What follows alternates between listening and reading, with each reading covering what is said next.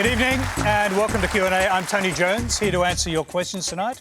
Energy policy economist Matthew Warren, whose book Blackout asks how energy-rich Australia can run short of electricity. The Liberal MP for Boothby in South Australia, Nicolle Flint. Rock and roll legend and best-selling author Jimmy Barnes. South African-Australian Sisonke Msimang, whose latest book reclaims the political legacy of Winnie Mandela. And regional MP Joel Fitzgibbon, Labor's new spokesman on resources and agriculture. Please welcome our panel.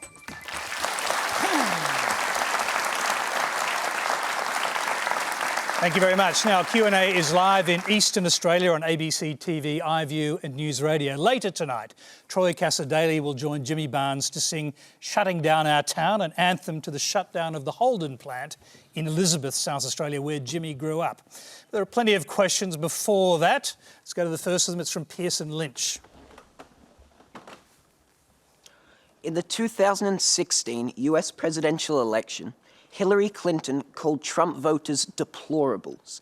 Did Labor make the same mistake in treating non-urban voters, like those in the seat of Hunter, as Australian deplorables, assuming they would change the way they lived to fit in with the demands of metropolitan coastal elites? Joel Fitzgibbon, start with you.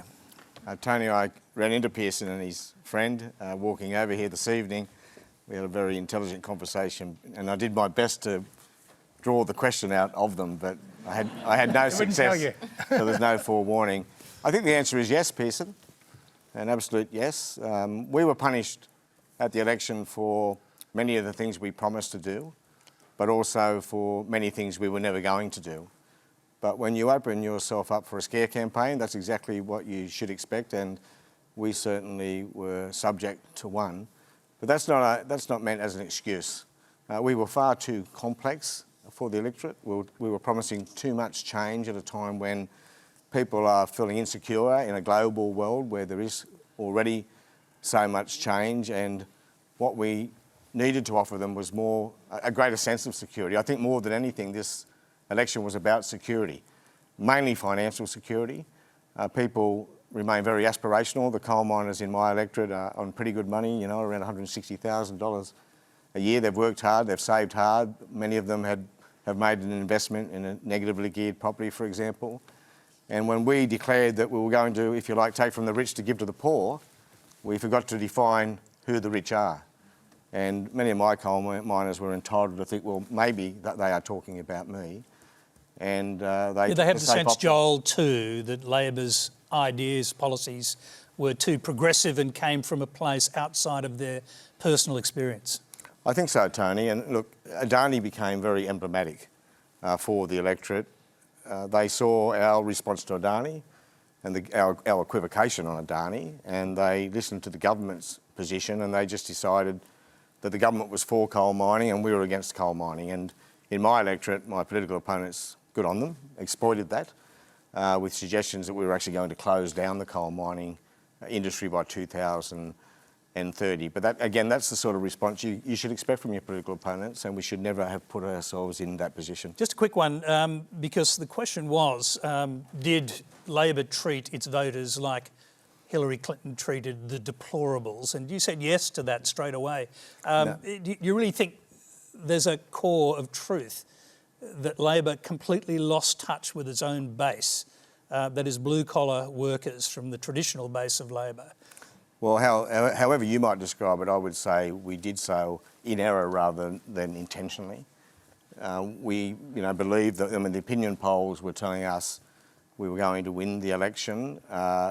We didn't have any anti-coal mining policies. We didn't have any anti-coal generation policies, but we weren't really prepared to talk about those things because, no doubt, we thought, and this is an admission from me and I'm happy to make it, we thought that it was going to cost us votes in city seats. And that was a huge error. Not one, I don't think, which took people for granted, but a political strategy which we thought would deliver us the election and therefore do no harm to coal mining or even coal-fired generation, because we just didn't have any policies which were adverse or would have been adverse to those industries. Okay. Sisonke, what do you think? So I think it's a really complicated question, and part of what was interesting about this election is how much everybody got wrong. So it wasn't just that Labour was wrong, but the Liberal Party was also surprised by its win. And I think what's interesting about... Well, except for Scott Morrison, evidently. Well, yes. But I think what's interesting about everybody being taken by surprise in the political arena is that there is an out-of-touchness on both sides of the aisle. And I think you see in Australia very often politics by polls rather than politics through real listening. And not just listening to what experts say in terms of experts on the political domain, but listening to what real people say in their communities all the time. So I wasn't surprised, and I know it's easy for me to say this now, but in the lead up, everyone kept talking about it, and I kept saying, I am very convinced that this is going to go the coalition's way. And part of why I wasn't surprised is because I'm a school mom. And so I was talking to people not about politics, because God knows you don't talk about politics on the playground, but what you talk about is life. And as I was talking to people about childcare, and as I was talking to people about prices of stuff and how people were feeling, I could tell which way it was going to go. And that's not because I'm a politician, but because I'm a real person. Jimmy Barnes, what do you think? We just mentioned your song, Yeah. which is about the kind of disintegration of the working class in Elizabeth. Well, I think that the working class really have been deserted by everybody. I think the politics is just really... both parties seem to be concentrating too much on just getting elected and not really listening to what people want and what people need. I mean, there's been people out there hurting for so long now, and there were some great policies that the Labor Party was putting forward. Maybe they were too scary to people, but as working class people out there, you want better schools, you want better childcare, you want better health care. But I just think that the thought of, while they're not getting jobs and while factories are shutting down around the country and while people are struggling to get jobs, it was just too much for them. It was all too scary. And unfortunately, I think the whole argument got off centre, and this whole the fear campaigns. Both parties I think lost voters, and they went to marginal parties, and there was a lot of scaring going on, a lot of fighting about immigration, fighting about they're taking our jobs, all this sort of stuff. And it's really I was in Elizabeth yesterday doing an in-store, and I was sitting there, and I've spoken harshly about Elizabeth, about growing up there, and it was a tough place and all that, but there's real good families that have come through there and are there.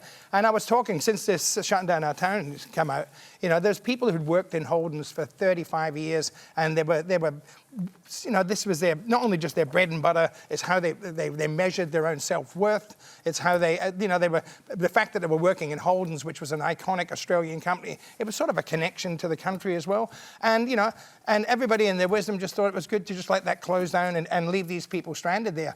Somebody should have said, okay, look, we're going to, and the same with the Adani. It's not about you can't have jobs or climate change. You can have both. It's about the balance. And there should have been someone bright enough to say, hey, Holden's are shutting down. How can we re-employ these people? How can we make them feel safe and not just say we're going to tax more? I think it was a very complex, question. And I just think, I was sitting there. I honestly, no offence, but I thought Labor was going to romp it in because I'm a closet socialist, but well, not very closet. Not very closet. but it's just, I think it was too scary, and then the fear mongering that went on around it really sort of complicated the issue. But people in Elizabeth are hurting. People in do you see a similarity? The questioner mentioned Trump and the deplorables. Do you see any similarities there, because he drew a lot of support from crumbling industrial towns and cities? Yeah, but it was also really, I think it was, there was a lot of similarities, but I don't as much as I'm a Labor supporter, I don't think Scott Morrison's anything like Trump. I think he's trying to do a good job out there. But it was I think people felt they were lost, they were neglected, and they were forgotten. And as long as that's happening, and that's happening by both parties, and I think too many politicians these days are worried about keeping their jobs and not doing what they're there to do, which is work and fight for us. I'm just going to go to our next question before I bring in the other panellists. It's a similar question, in fact, from Deirdre O'Neill. Deirdre. The results of the recent federal election seem to suggest that the assumptions underpinning how blue and white-collar workers vote no longer apply, or at least can't be fully relied upon by parties and their strategists. Is it useful in 2019 for political parties to think of voters in this way, or should the major parties reassess who and what constitutes their base? Nicolle, I'll start with you. You can reflect on the last question as well. Sure. Thanks, Deirdre, and there are obviously common themes to both. As someone who's a lower house MP, and I'm sure Joel's exactly the same, you're constantly out and about in your community, and you're not putting people into neat categories like that. You're just talking to them about the issues that matter most to them. So the very clear message that I was getting was, first of all, from my retirees, that they were just terrified of Labor's retiree tax and the impact that would have on them personally, but also the impact it was going to have on small businesses in my community as well. I always think of my florist Amanda, who does a great job, and some of her best customers are retirees. The housing tax that Labor were proposing to introduce really worried people as well. And they're aspirational voters, people who just want to get ahead, who want to try and provide for themselves, who want to build investments for their families. Were you surprised to hear Joel Fitzgibbon making the same point and saying that was a fundamental mistake that Labor made to forget that some of these blue-collar workers, tradies, etc., are actually aspirational? Yeah, absolutely. And so the point, Jimmy, that you were making about jobs is a critical one. And obviously, I'm South Australian, very proud Holden owner, third generation Holden owner. My parents, my grandparents, both sets, mum and dad and grandparents are farmers, and we've always... It's a bit ironic that it was your government that decided to get rid of Holden. But the Liberal government didn't get rid of Holden. They stopped finding out. I think it was a long, slow process, actually. There were many factors that contributed, but... Decided not to prop up the car industry anymore, let's put it that way.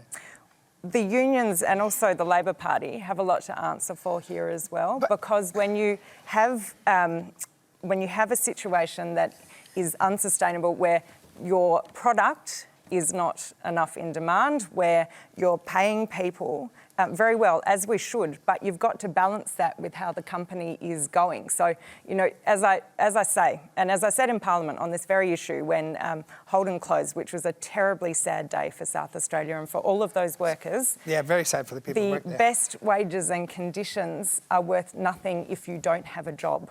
So that's the balance that we have to strike. Now, in South Australia, I'm really proud of the work that we've done on shipbuilding. So there's submarines, future frigates, offshore patrol vessels. That's a lot of work for people who are not just trade-based, but also through to the highest levels of engineering. We're basing the National Space Agency there, the CRC for satellites. There is a lot of really exciting work that will give people, whatever whether they're a tradie or whether they're highest level of engineering, a lot of job options, which gets back to people just want a job, they want to provide for their family, and they want to get ahead. And I feel that's what we took. Hang on, Jimmy. I want to bring Matthew in. Go ahead. And that's what we took to the election. You can come back in a minute. Thanks. Go ahead. Just reflecting on the first question that Pearson asked. I mean, the problem we have with the world is it's complicated. And so when you talk about energy policy, people understand it in simplistic ways. So it's a narrative between coal versus renewables, and that's how people relate to it. Yeah. So that's not as simple as that, and Joel's caught on the wrong side of that in his electorate, because it's quite possible to have a coal mining industry long after you don't have coal-fired generation in Australia, but it's a complex argument to make. And so when you go to the polls, you get the electorate who say, well, it sounds like you guys aren't for us, so therefore you're against us, and you really felt that in the Hunter. Yeah. But the opposite, of course, occurs in the inner city seats that Labor's trying to win as well. And there the polemic runs. It's as useful a conversation, to take the analogy, as the Holden versus Ford rivalry of the late 20th century. It's meaningless to have this rivalry between these technologies. They may need to work together in concert till we can work out how to run the system after coal is left. Okay, we'll come back to the coal issue a little more detail in a minute. Jimmy, go ahead. Sorry to interrupt you mid-chorus. Sorry, man. Yeah, thanks. But I certainly think that there was too much talk about protecting people's rights to own multiple houses and stuff. Most people in the electorate out there that I know are struggling to pay rent. They're not struggling to buy their second or third or fourth houses. And I think that's more the issue that was lost. The people who are really doing it tough, the ones who are struggling to feed their kids every night, they're the ones that feel like they're lost. And they're the ones that, it wasn't about, getting, franking credits or bloody, or whatever. It was about the real issues of just trying to feed your family, and they weren't being addressed enough. And I think, as much as I do, support Labor a lot, I've grown up a Labor supporter, I think they didn't sell that message well enough. Okay, now, Joel, the next question's to you. It's a web question from Sheila Egan. Joel Fitzgibbon, given how vocal you've been since the election, did you ever support Labor's campaign policies? And what do you have to say to Labor voters in your electorate who thought you believed in helping the Hunter transition away from coal? Tony, if I can just start by having a short go. Sheila's from your electorate, by the way. G'day, Sheila. Deirdre asked about whether we made some assumptions about how people are going to vote. We never make any such assumptions, not in the 21st century. I believe the mistake we made was relying on coal miners, for example, to fully appreciate that they were unaffected. So the coal mining industry wasn't at risk, and if they had a negatively geared property, the policy was prospective, so it didn't affect them. But it was all too complex, so they played it safe. Interestingly, since the election, I've been pretty vocal, Tony, about mining and gas extraction and manufacturing jobs. But in fact, that I haven't said anything since the election that is contrary to Labor's policies. The mistake we made, deliberately or otherwise, was to talk about one side of the equation, and we avoided talking about the other. Now, Matthew made the point, if we were to get to 50% renewables by 2030, you then ask yourself where the other 50% is coming from. The other 50% will continue to come from fossil fuels, of course. But we put the emphasis on our ambition to get to 50% renewables without also talking about what's going to fill the other 50%. Now, that's a fundamental error of judgment in our messaging. So you've said that you warned your colleagues the emphasis on climate action versus coal was undermining the Labor vote. Why didn't they listen to you? Well, I warned my colleagues that while our policies were sound, our emphasis on one side of the equation and the omission to even talk about the other was damaging us and damaging us very, very badly. My example is Adani. Bill constantly said if Adani's got to stand on its own 2 feet financially, without taxpayer subsidy, Adani has to meet the most stringent environmental standards. But I kept saying we're leaving out the third leg of that conversation. And that is, if it can pass both of those first 2 tests, then we welcome the investment and the jobs. And we weren't prepared to say that. And people will come to their own conclusions, Tony, about why we weren't prepared to say that. What's your conclusion? Well, my conclusion, sadly, is that we were concerned about votes in other seats, progressive votes in seats closer to the capital cities. And that was an unequivocal mistake. Okay, the next question is on coal. It's from Kirsten Nielsen. Kirsten. Thanks, Tony. What the recent election has proven is that facts do not change minds, and the transition from the age of oil to the age of renewables has been hijacked by an almost cult-like obsession with coal. How are we ever going to turn this around and have a bipartisan discussion about renewable energy generation in order to develop responsible long-term policies? Matthew. Oh, Kirsten, I agree with you. It's been, I think, 12 years and 6 different attempts at national climate and energy policy in Australia. So it's a remarkable fail. And the thing about this is it shouldn't be ideological. I mean, it's based now on, we've had the climate science before us for 31 years. So you can still dispute it if you want to, but back in about 2006, the reinsurance industry globally said, look, you can argue this all you like, but we're seeing the numbers that it costs us to reinsure capital and assets in the world skyrocket with weather events. So we're taking climate change as a risk we have to manage. And business moved that year, and the debate's really settled ever since then that we have to manage this risk. That's it. And yet, 12 years, 13 years later, we're still going around in circles arguing about whether or not and how we do this. Meanwhile, we have an electricity system which is gradually disintegrating in front of our eyes. We have a third power station exiting in New South Wales in 2 years' time. We've had nobody invest to replace the firm capacity required to back up the renewables coming in to replace it. And we continue this punch and judy show between rival Matthew, technologies. can I just interrupt? And I'll bring Nicolle in a minute. But the right of the coalition, many of them would argue that this is crazy. You should just build more coal-fired power stations because there's plenty of coal, and what Australia does is not going to affect what happens in the rest of the world very much, except by the fact that we're exporting large quantities of coal? Yes. So, but as we discussed, there's a difference between coal mining and coal-fired power stations. It's a huge difference. So the developed world is getting out, gradually declining its use of coal-fired generation, and you're seeing that across Europe and the United States and in Australia. And the developing world is increasing its use of coal as it uses it to get people out of poverty. And that's going to continue until we can find them a better solution to do that.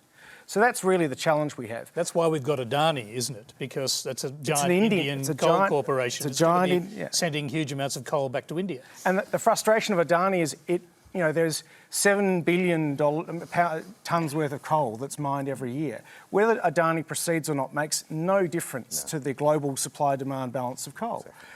It's become this sort of symbolic figurehead, and I think frustratingly, from the sidelines, looking at the election, it was a message sent from urban southern Australia to Queenslanders about, we're going to tell you how to run Queensland. And I can see how that plays really well in inner city Melbourne and Sydney and plays really badly in Queensland.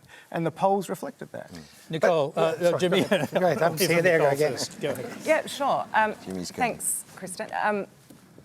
We are going to have record amounts of renewables coming online very soon. So there's a lot of wind and solar that is already in the pipeline. And so by the early 2020s, we will see a very large increase in the amount of renewables through wind and solar. And also the federal government is investing in expanding the Snowy Hydro scheme, which is a great form of renewable baseload power, because that's what we need to do to firm up the system so that when the wind's not blowing, the sun's not shining, there's still the baseload power there. We're also... Can I just interrupt there? Yes? Is it absolutely sure that that investment will be made to expand Snowy 2.0? Because there seemed to be a little bit of doubt over that.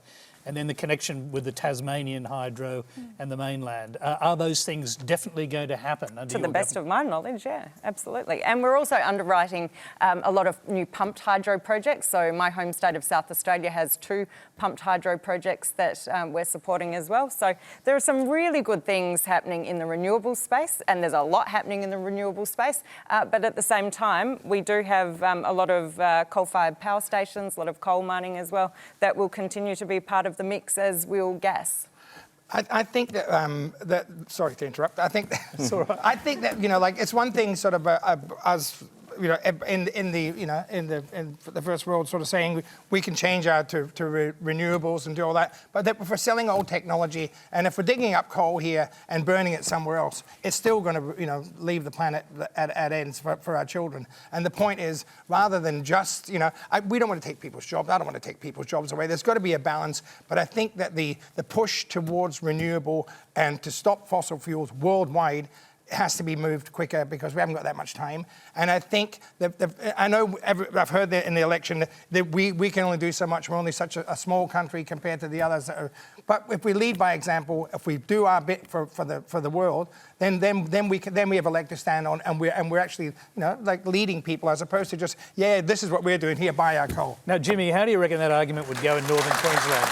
Well, it didn't go very well for Labor. No, it didn't go very well for Labor. But the thing is, this not about people don't want to. How many people want to live down a hole digging up coal when they're choking them? If you can give people jobs, if you can make work for people and find new ways of employing people and find ways they can feed their families, I think people are going to be happy. It shouldn't be us against them. There's got to be a transition, but it's got to be quicker than what we're doing, and it can't be one or the other. Matthew wanted to get in earlier. Go ahead. The good news, Jimmy, is we are. Australia is the world leader in integrating renewables. Right. It's daylight second. And South Australia is the world leader in Australian integration of renewables. So we are doing that heavy lifting, and that's the most useful thing we can do for the world right now. But when we had the accident and the power plants went down in South Australia, everybody blamed renewables when it wasn't true. And that was part of that whole scare campaign. Matthew, can I just ask you the question that I asked Nicolle, and that is about Snowy 2.0 and the expansion of it. Is there any doubt about that? Well, I mean, I'm not inside the government. The problem is we haven't seen the financials of that proposal revealed. And secondly, the problem with the government's current sort of press release list of power stations is there are a series of interventions in the market. So when you step in and say as a government, we're thinking of building Snowy 2.0, and we're not, whether we do or we don't, we're not sure, everyone else who's trying to build infrastructure in New South Wales stops. and they wait to see whether this proceeds or not. Now, and Snowy 2.0 is a massive project. It's drilling 26 kilometres of tunnels through the mountains. It's like Lord of the Rings. It could blow out in cost by billions of dollars because it's drilling through hard rock and soft rock, and the risks that are high. It's unclear whether a private business would build that, but every time you announce a project that's coming into the market, it's chilling the market investment that could be occurring in those places. That's not a plan.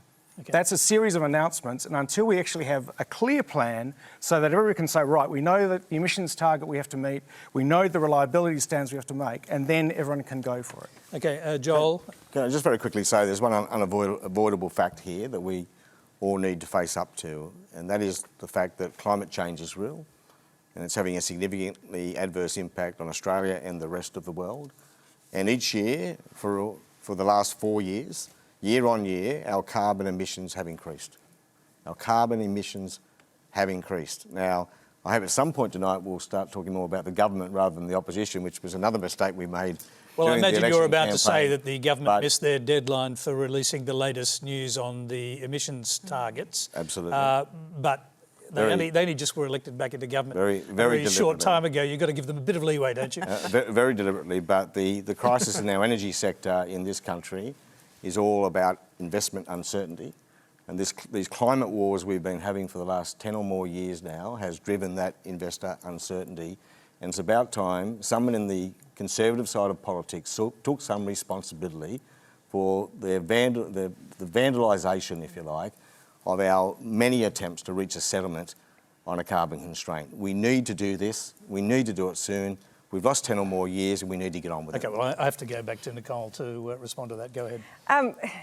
Look, we will meet our Paris Agreement targets. With the Prime Minister, the Minister for Energy, Angus Taylor, have been very clear on this. We're going to meet our international requirements, and apparently we'll meet them in a canter, is the phrase that is used. We're investing in underwriting a lot of new energy sources. As I said, a lot of great pumped hydro projects, expanding the Snowy hydro, some new gas projects as well. And as the Prime Minister and Minister Taylor often say as well, we're technology agnostic. So when people come to us with proposals, we're going to have a look at them. Now, the critical thing is that we have reliability and affordability. So reliability in the system, so we do not ever have the situation that we had in South Australia. And I was in my office when it happened. It's one of the scariest experiences of my life, getting home and making sure my staff got home and family got home safely that day. We had single policemen and women in intersections in peak hour traffic in really bad weather, trying to get everyone home safely. It's an absolute miracle nobody was killed. Now, there was a terrible situation at Flinders Medical Centre in my electorate where they had to transfer ICU patients because their backup generator went down. This is the impact of losing the reliability of your power supply. There are very real human risks and human costs. But what wasn't there also like the fact that this was caused by extreme weather? Exactly. Does that come into consideration here? What are we talking about?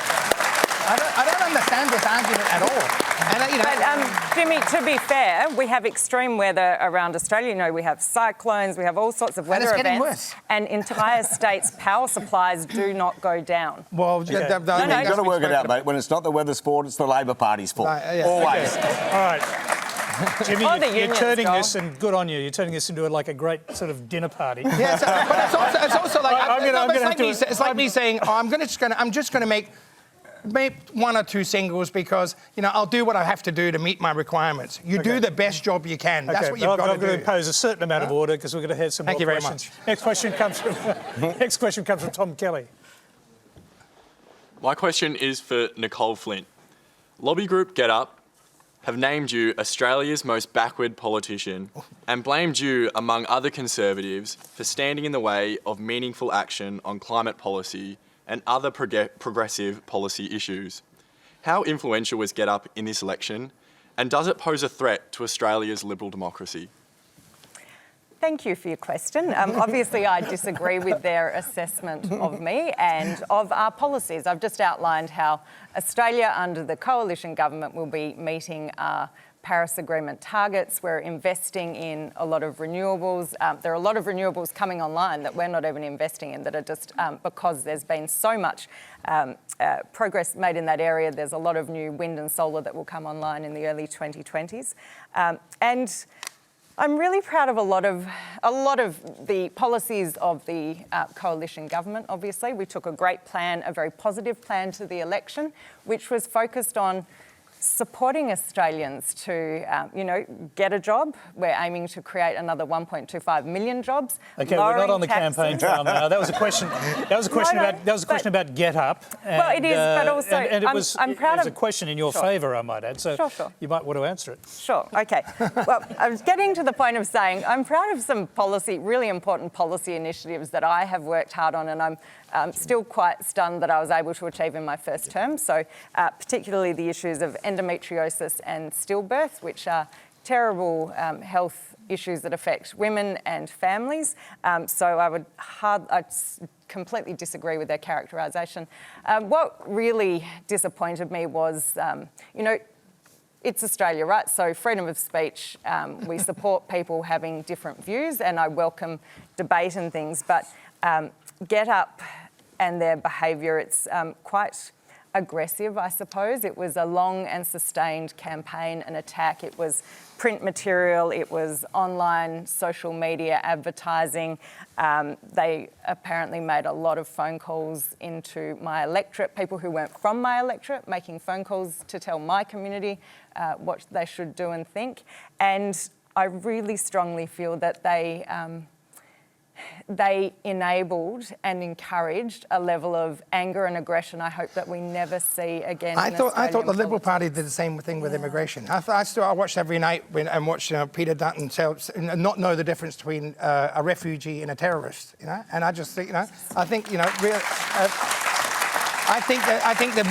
mismessaging that's gone on in this election has really the scare tactics have really been brutal, and I think it's dishonest. I think it's uncool. I think the Australian public will see through it, but there's too many people struggling out there to keep jobs, and they're confused, and all they want to do is try and put food on the table, and it's big swing to Peter Dutton in the election. Big swing to Peter Dutton, but because fear. Pure fear that when people think that they're being attacked, like I said, the difference between a terrorist and a refugee, we all know it, but it was rammed down our throats that they were all the same and they were coming to get our jobs, coming to kill us, and it just wasn't right. It was very, very, very uncool. Sisonke, GetUp. Yeah, I mean, unfortunately, there was a really terrible tenor to the political campaign, and I do think that the Liberal Party has a lot to answer for in that regard. I think there was just so much scaremongering and fear tactics and so much aggression and anger that came from the coalition side. And I think that what GetUp did in many instances was mirror that. And so I think it's a bit rich to suggest that they were aggressive when in fact we know that, the coalition used very similar tenor of conversation. So I think generally that... Are you thinking, what, about the African crime gangs, or what issues you mean?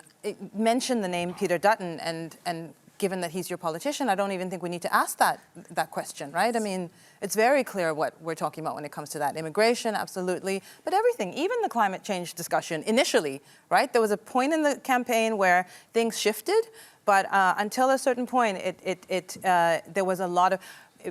Australians want to be able to drive their SUVs. There's many examples, I think, where there was a real fearful tenor in the conversation. So I don't think that GetUp was a particularly good actor, but I think it's rich for the coalition to talk about aggression in this campaign, because it was a very aggressive campaign from their side. Okay, remember, if you hear any doubtful claims tonight, let us know on Twitter. Keep an eye on the RMIT ABC Fact Check and the Conversation website for the results. Our next question comes from Robin Kavanagh. In light of the recent tragic murders in Melbourne, and in keeping with Sisonke's theory that brutalised people can become brutal, can the panel give their opinions on how to approach the issue of mental health in our youth? Perhaps a high school program that really concentrates on behavioural issues such as anger management, coping with insecurity and low self-esteem, a non-judgmental approach that have kids seeking help earlier before behaviour escalates. Sisonke, so the beginning of that was in the light of the recent tragic murders in Melbourne and your views. So what do you think? I mean, do those murders make you reflect on all of these issues? They do make me reflect on these issues, but I think they also make me reflect on the broader problem we have in the society with men's violence against women in domestic relationships, as well as women's feelings of fear as they walk on the street. And it only takes one or two incidents to make every woman afraid.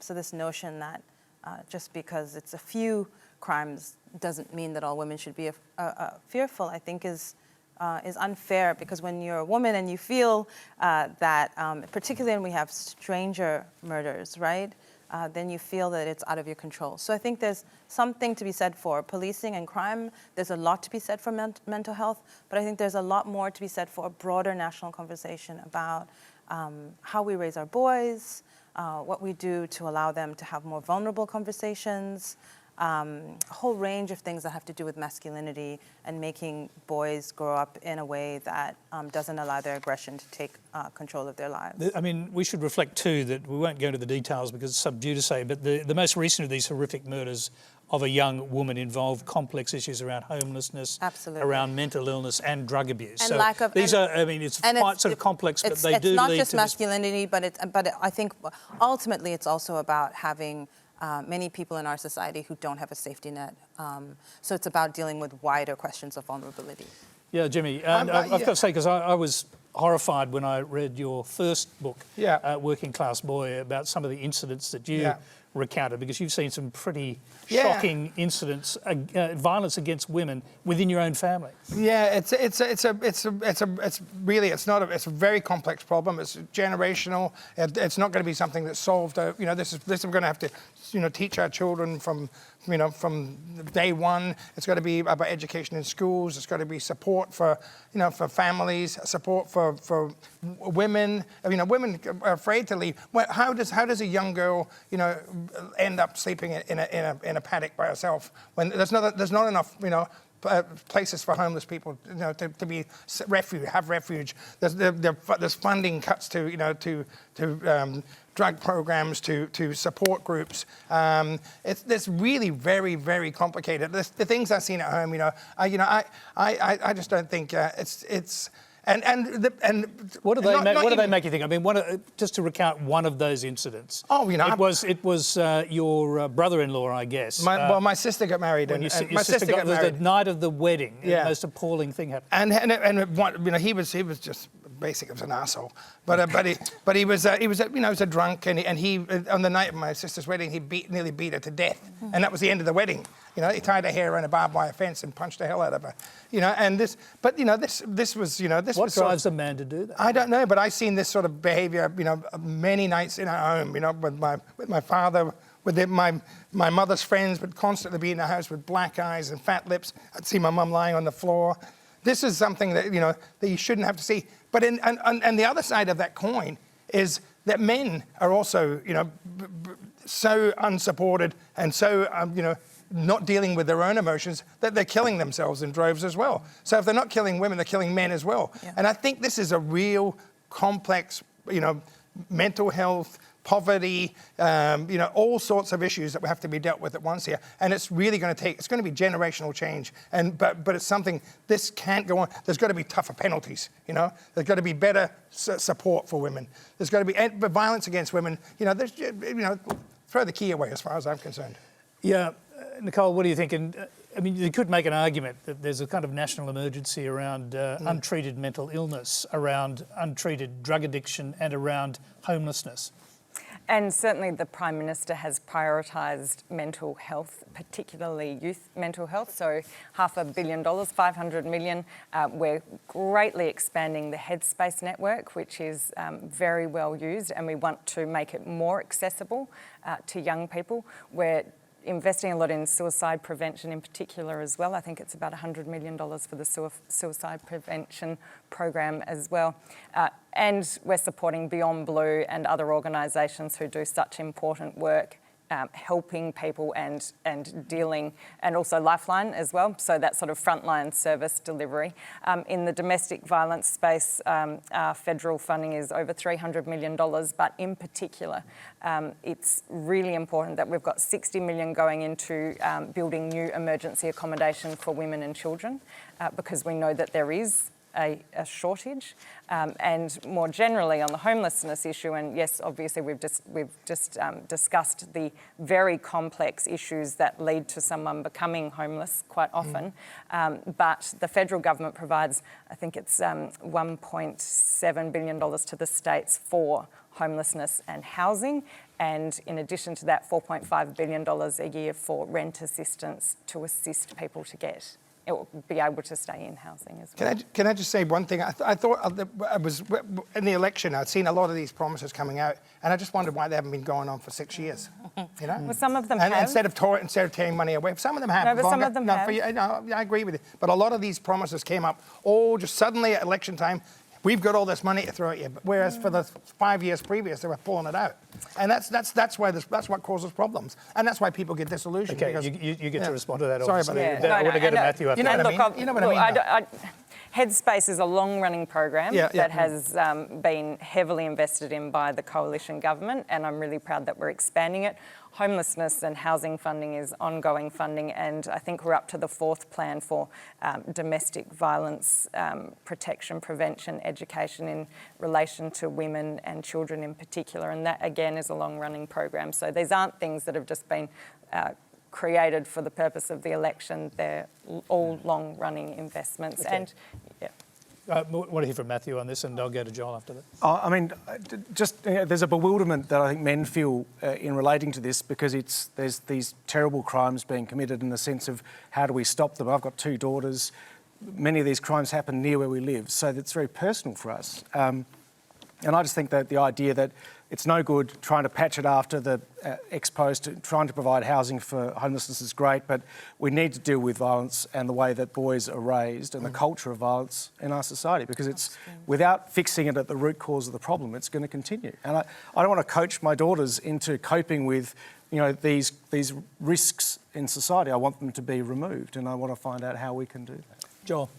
Yeah, very complex, Tony, as people have said, and there are so many facets to this. Of course, more refuges, more mental health support, cultural issues, Matthew has mentioned. But what is very obvious to me, and Jimmy mentioned generational, is that those who have been victims themselves are more likely to offend. We know that from the Winnie Mandela example, and we've got to break the cycle.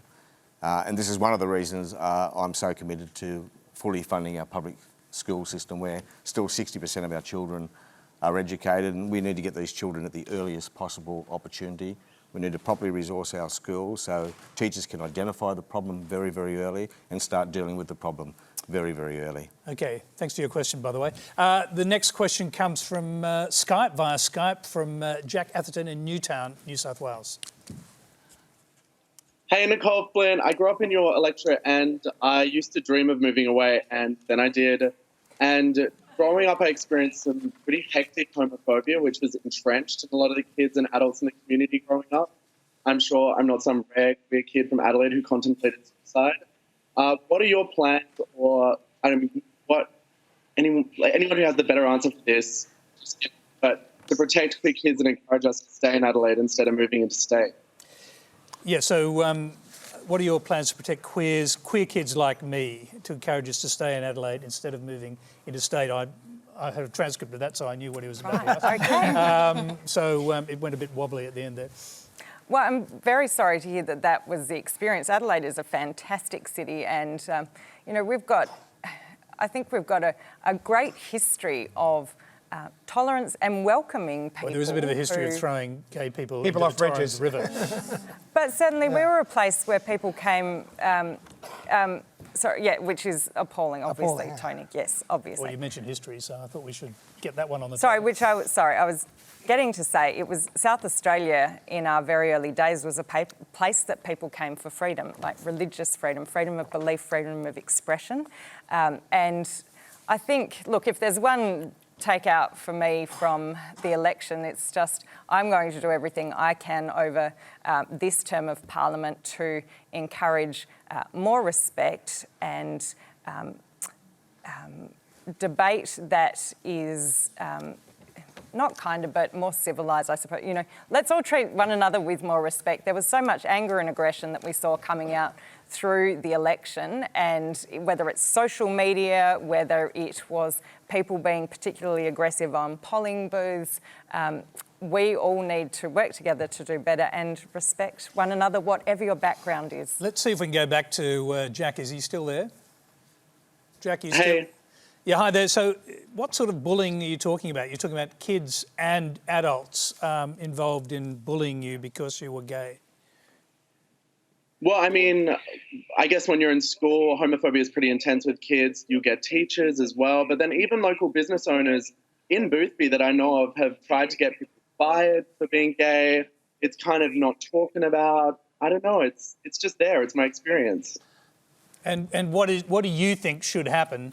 What sort of answer did you want to hear from Nicolle, in fact? I guess investment in figuring out where this comes from at an early stage and stamping out discrimination wherever it is, which maybe would happen in school. I thought that that program, the Safe Schools program, was a really good start to that, and I couldn't understand why that was being cut, where there were so many young kids struggling with their sexuality and just their position in life in general, and to cut funding to that seemed like an odd choice to me. I think that's one of those points where we really have to, as get together and say and make where our kids can learn from the ground up about not only about how they feel safe in themselves, but how to be respectful for other people at the same time. And I don't know, I don't understand why that was cut. But Jimmy, that's the point. It should be no matter what your background, no matter your sexuality, no matter your religion, whatever it is. Treat people with respect.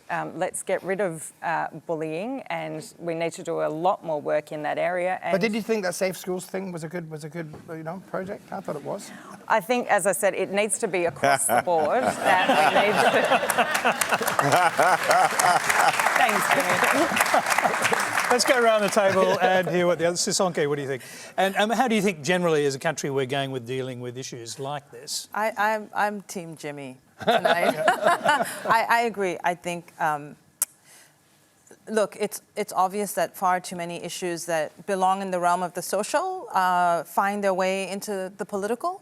And it would be nice if social issues were addressed in a really bipartisan way, not inflamed, not made into controversies, because we're talking about people's lives. And so I think our schools need to be places where kids feel welcome and safe, no matter who they are or what they're demonstrating. And that's not just a platitude. That has to be something where teachers are trained so that they can make young people feel comfortable. We've just had a whole discussion about mental health and mental illness. We can't disconnect that from this conversation that we're having now.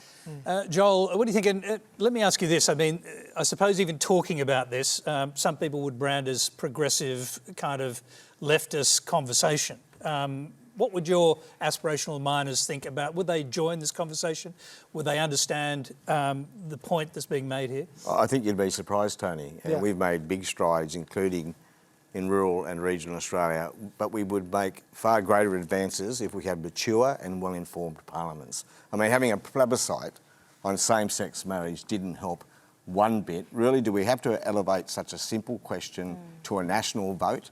We don't have the maturity and the good conscience on our own in the parliament to make To be what fair, I that thought was a national vote very did settle the issue. It did, and thankfully. It proved that there was a majority in favour. Thankfully, but at great risk of further driving division in our communities. Matthew? Well, I thought the plebiscite was useful in that it brought out that most Australians see this as a perfectly normal way to live, and I thought it was great. And it sort of affirmed a sense that we're progressing forward. So I suspect it's not a Boothby problem either. It's a nationwide problem, and it always shocks me to hear that kids still go through this experience when I thought that was something we saw in the 80s and 90s. It's long since been buried. So it's a reminder that this 2 or 3 speed society we live in, that we live in these bubbles where we think the world is normal around us, but you don't have to go too far to discover that it's not quite like that everywhere. Tony, can I tell you a very quick anecdote? Yes. I was in a bar in my hometown of Cessnock recently. It's a traditional coal mining working class bar, or was. It's changing just a little bit. And there were two young guys there showing a great deal of affection for one another, cuddling, getting up on the dance floor, sitting back down, and not one person in that bar turned their heads. And I thought, wow, we have come a long way. Okay. The next question is from Vaz Ship. It's a completely different subject. Go ahead, Vaz. Does Sisonke Msimang agree that unfortunately the politics of South Africa has come to resemble the approach of revenge and corruption that we associate with Winnie Mandela rather than the progressive vision of her husband? Sisonke, bearing in mind that you've just written a book, The Resurrection of Winnie Mandela. Talk about changing pace. So, no, she does not agree. I do not agree. Sisonke Msimang does not agree with that. I think that... it's interesting because mostly you wrote your book in the third person. I think that certainly South Africa has many problems with corruption.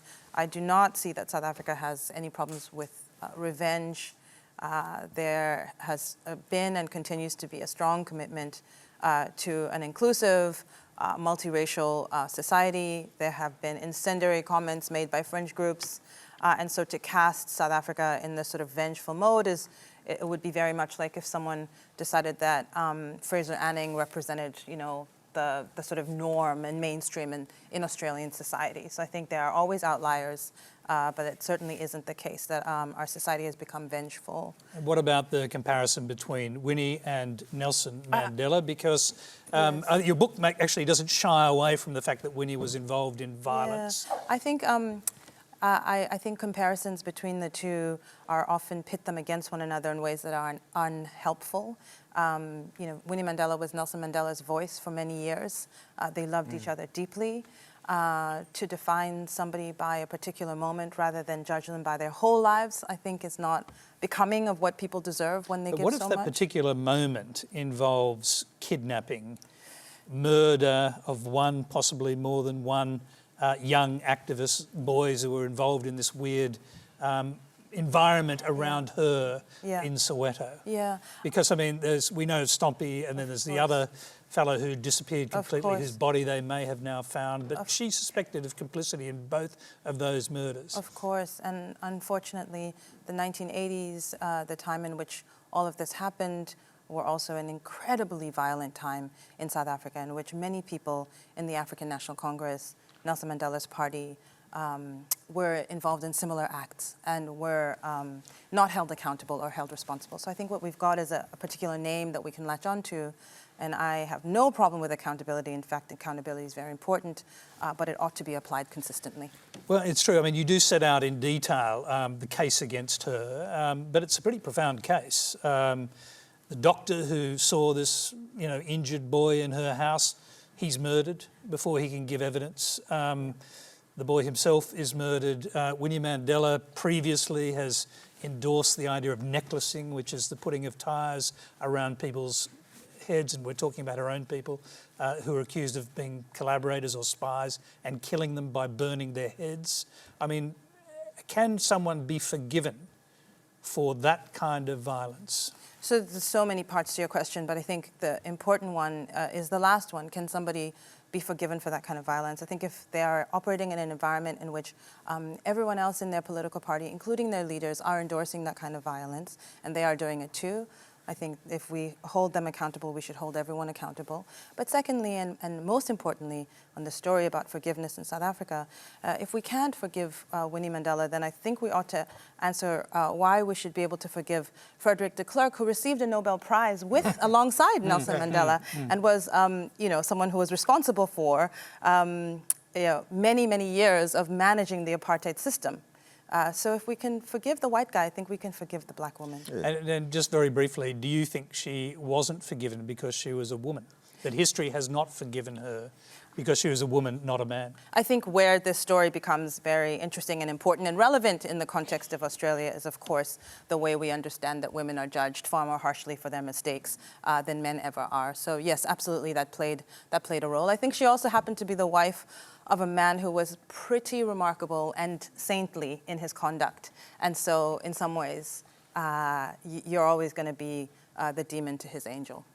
Okay, let's move on because we've got a lot of material still to get through. One is a Skype question from Kathy Coffey in Mount Eliza, Victoria. Hi. I recently read both books by Jimmy Barnes. They made me laugh and cry. His earlier life was so sad and dysfunctional, and his life with the band, but meeting the love of his life, his wife Jane, was the making of him. Jimmy, do you believe in the quote, "Behind every strong man is a strong woman," bearing in mind the journey you had with Jane? Well, I think Jane actually, yeah. I think Jane was never behind me. I think she was leading by example. I think I was dragging along, kicking and screaming into reality. Listen, Jane is an incredible woman. I think that you can't say in it behind every person, but I think that a marriage and a life, when you share a life with someone, it takes the both of you to do it.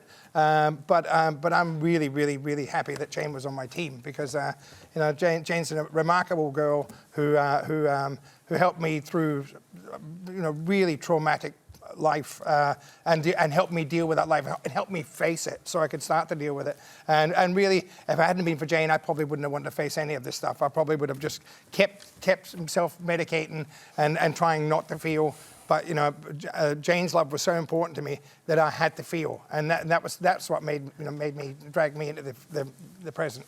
It might take us back a little bit to the last question, Sisonke, but how important is it, man or woman, to have this critical person behind you? Yeah, I think there's a lot to be said for having an emotional ballast.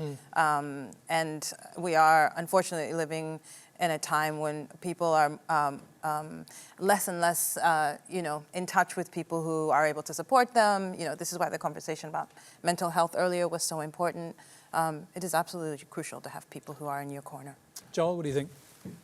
I agree with Jimmy, and I'm going to embarrass my wife now because she's in the audience tonight. And there can be no doubt that she's been the ballast in my life and is responsible for anything good I've done throughout the course of my political career. I had a late start. I was an early school leaver who did a trade, who only ever wanted to do the trade and play football. I wasn't highly ambitious, but she encouraged me and was always by my side. She's been an emotional backstop for me, someone who I can bounce ideas off, and someone who is always still there, no matter how bad things might be going for me. But I think the thing we remember too, though, is in any relationship, or in any sort of relationship at all, we were there for each other, and we completed each other. Sometimes I was completely off the planet, and Jane was there for me, and there's times when I was there for her. But I do think that she is an exceptional woman, and I'm really blessed. Well said, Nicolle. Well, I actually have a question for Jimmy. Now, did you write the song "Rising Sun," and was that about Jane? And is that how you won her over? No, well, it was a feeble attempt. Oh, okay. I went to Japan to try and win Jane back, and I thought I'd write a song about her going to Japan and running away from me. That I could present it with a song by Cold Chisholm and go, look how great I am, look how much I love you. She didn't particularly like the song much at the time. Oh, no. Well, she wasn't that impressed with me or the song, to tell you the truth. But listen. I'm pretty sure it was a hit. It was a hit. It's a great song. It was a good song, and it's Jane. pretty. And it's not really that deep. It's pretty shallow. It was one of my earlier songs. So, but I've written a lot of songs that were inspired by Jane, and sometimes they really win her over. Sometimes they don't. Depends on. Fair enough. Matthew, do you have any thoughts on? No, I've got. Have you tried writing songs for you? No. difficult. No, I think it's. I mean, if anything, when you reflect on how important having a supportive, whether it's a parent or a partner, is, the people who get through and make a difference without that. And I think it's remarkable that they sort of find the inner strength without having that supporting partner. I've got Valeria, my partner, and I couldn't live life without her. I think there are many people who do things on their own, and I don't know how they do it. I'm going to take one last question. It's for Jimmy Barnes. It's from Anna Macari. Anna. Jimmy, you and Cold Chisel and other artists of your era, like Midnight Oil and Paul Kelly, are renowned for songs that contained a social conscience. This approach has largely disappeared from Aussie pop culture. Is it because we're now a less caring society, or do people just expect less from their musicians? Well, I think there's still a lot of bands out there writing songs about about the environment, about caring, about social issues, about politics. I think that probably. When Midnight Oil, Cold Chisel came through that Australian pub scene, it wasn't really the done thing. A lot of bands were busy just bashing their heads against the walls and having a wild time and trying to get. But when bands like Midnight Oil and songwriters like Don Walker started to write songs about how Australians were feeling, I think then suddenly there was a whole shift and people started to feel that. But I think there's a lot of bands worldwide and in Australia who are still writing very, conscious songs that are there to help us, to move on forward. That's absolutely true. But it's a good chance for us to ask you about the song that Troy Cassar-Daley wrote for you. Why did he do it? Because we're about to hear this song shutting down our town. Troy rang me after he read the first book, and he was, Troy came from a tough, he came from Grafton, but so he was talking in the car, South Grafton, and it's a tough part of the town, and he felt for the people of Elizabeth because he realised that it wasn't just my family that was struggling there was a lot of families struggling there, and he was so moved that he wanted to write a song about it, and I respect Troy a lot. He's a fantastic songwriter, really great guy. But I wasn't sure if he could, sum up what I would want to say in a song like that. And I couldn't believe when he sent me the song how he hit the nail on the head. I changed a couple of words just to sort of, because I knew which pub my dad drank in and things like that. But Troy captured this feeling. These people were just, it was like the rug was pulled out from under them. Like I said, they had no longer had a sense of self-worth. They had no longer, they couldn't hold their heads up because they were struggling to feed their kids. And Troy just went, this is what it's about, This is closing us down, and once again we're being deserted and left behind. Jimmy, we're going to give you a chance in a moment to I'll sing it let us feel that through the song. And that is all we have time for tonight. Please thank our panel, Matthew Warren, Nicolle, Flint, Jimmy Barnes, Sisonke Msimang and Joel Fitzgibbon. Now, Jimmy, that's your cue. Oh.